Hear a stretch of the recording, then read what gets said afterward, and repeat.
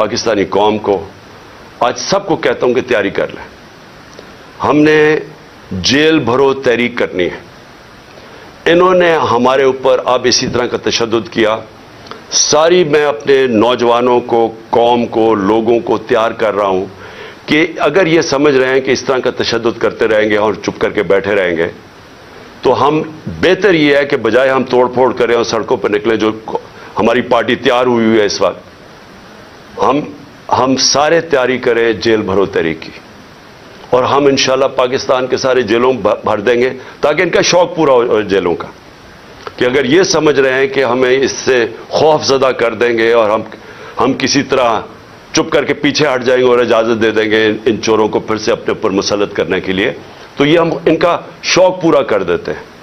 تو ساری پارٹی کو اور میں اپنی قوم کو آج کہنا چاہتا ہوں کہ وقت آ گیا ہے، ہم تیاری کریں.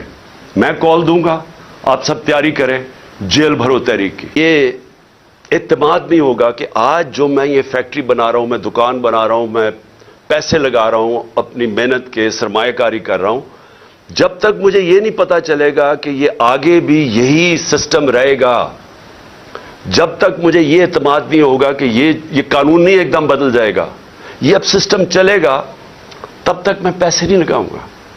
بلکہ وہ یہ چھوڑیں کہ میں ملک میں نہیں لگاؤں گا، باہر سے بھی نہ کوئی پیسے لے کے آئے گا ملک کے اندر سرمایہ کاری کرنے کے لیے، اور اندر سے بھی آپ کے ہمارے جو سرمایہ کار ہے وہ کسی اور ملک میں جا کے پیسے لگائیں گے. آپ دبئی میں جا کے کبھی پوچھیں، پاکستانی بزنس مین وہاں کتنے کارخانے بھی چلا رہے ہیں، بزنس بھی چلا رہے ہیں، ان سے پوچھے تو صحیح کہ جب آپ کا ملک ہے آپ نے پاکستان میں کیوں نہیں پیسہ انویسٹ کیا، آپ کیوں دبئی میں جا کے پیسہ لگا رہے ہیں، اور ملیشیا میں بھی یہی ہے.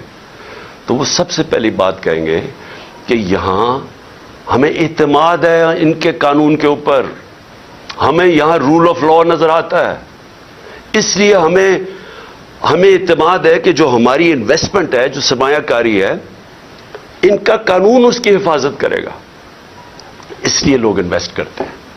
اور ہماری جو سب سے بڑی طاقت ہے اوورسیز پاکستانی، جن 1 کروڑ اوورسیز پاکستانی ہے، 10 ملین اوورسیز پاکستانی ہیں. آپ یہ سمجھ جائیں کہ اگر ان میں سے میں پھر سے ایک فگر دیتا ہوں، 20 لاکھ بھی 15 سے 20 لاکھ پاکستان میں سرمایہ کاری کرنی شروع کر دیں تو ہمیں کوئی کسی کے سامنے ہاتھ پھیلانے کی ضرورت نہیں پڑے گی. لیکن وہ کیوں نہیں آتے یہاں؟ کیونکہ ان کو اعتماد ہی نہیں ہمارے انصاف کے نظام میں. بلکہ جو آئے تھے ہمارے دور میں، جو آئے تھے وہ سوچ رہے ہیں ملک چھوڑ کے جانے کا. اور وہ کیوں میں صرف 3-4 موٹی، زیادہ میں نے اور چیزوں پہ بات کرنی ہے، تو میں صرف آپ کو معیشت کے اوپر صرف فگرز دے دوں. جس دن ووٹ آف نو کانفیڈنس ہمارے خلاف سازش کے تحت کیا گیا تو ڈالر پاکستان میں 178 روپے کا تھا. 178 روپے کا ڈالر تھا جب vote of no confidence assembly میں دائر کیا گیا. آج ابھی 9 مہینے ہوئے ہیں، آج پاکستان کے اندر ڈالر 100 روپیہ مہنگا ہو چکا ہے. صرف اب ایک ہفتے کے اندر 50 روپیہ ڈالر مہنگا ہوا ہے. ہمارے 3 سال 8 مہینے کے اندر 55 روپیہ ڈالر مہنگا ہوا. یہاں صرف ایک ہفتے کے اندر 50 روپے ڈالر مہنگا ہوا ہے. میں کیوں ڈالر کا آپ کو بتا رہا ہوں کہ اس کے بہت بڑے اب آگے جا کے اس کے اثرات پڑنے لگے ہیں عام لوگوں کے اوپر. آپ جو سن رہے ہیں آپ سب کے اوپر اب اس کے اثرات آنے لگے ہیں کہ یہ آ چکے ہیں. مہنگائی آ چکی ہے. ابھی بھی جو مہنگائی ہے 50 سال میں پاکستان کی تاریخ میں سب سے زیادہ مہنگائی ہے. اس وقت جو عام انسان چیزیں خریدتا ہے، سب سے جو بنیادی چیز ہے وہ آٹا ہے. وہ 60 روپے کلو سے پہنچ گیا ہے 150 روپے پہ. یہ عام آدمی کھاتا ہے. اس کے علاوہ گھی کدھر سے کدھر گیا ہے. اور جو لوگ بجلی استعمال کرتے ہیں، گیس کرتے ہیں، یہ سب مہنگی ہوئی اور مزید اور مہنگی ہونے جا رہی ہیں. جیسے جیسے روپیہ گرے گا، جو چیز ہم باہر سے خریدتے ہیں، جس میں جدھر بھی امپورٹ شامل ہیں وہ سب مہنگی ہوتی جا رہی اور ہوں گی آگے جا کے. تو اس کے ابھی پورے اثرات آئے نہیں ہیں, آنے والے ہیں. تو یہ کیسے کون سی قیامت آئی تھی کہ پاکستان کے اندر اس طرح کی معیشت ڈوبنے کے اوپر کھڑی ہے؟ کیا ہوا ہے؟ تیل کا ہی کہتے ہیں نا اثر ہم تیل امپورٹ کرتے ہیں. تیل جب مہنگا ہوتا ہے, بجلی مہنگی, اس کا سارا اثر پڑ جاتا ہے ٹرانسپورٹ پہ, ہر چیز پہ, اور جب وہ ہر انسان کو افیکٹ کرتی ہے. تو تیل پھر سے میں بتا دوں کہ ہمارے دور میں $110 سے $115 بیرل پہ گیا تھا. آج پہلے کوئی $75 پہ چلا گیا تھا, نیچے گر کے اب کوئی $85 کے اوپر تیل ہے بیرل.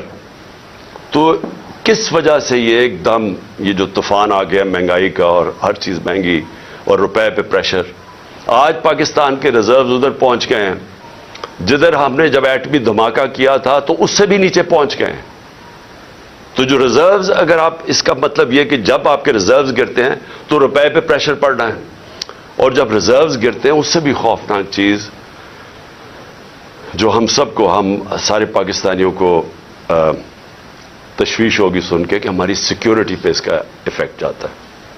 ہندوستان کے ریزروز کچھ پتہ نہیں $550 ارب ہیں, $550 ارب ہیں. ہمارے $3 ارب سے بھی نیچے گر گئے.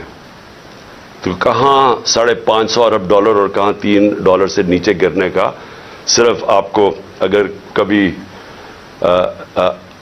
آپ کو دل کے اوپر اگر تکلیف پہنچانی ہے تو ہندوستان کی چینلز دیکھیں آج کل وہ کس طرح پاکستان کا نام لے رہی ہیں کہ یہ صرف 9 مہینے کے اندر ملک کدھر سے کدھر پہنچ گئے.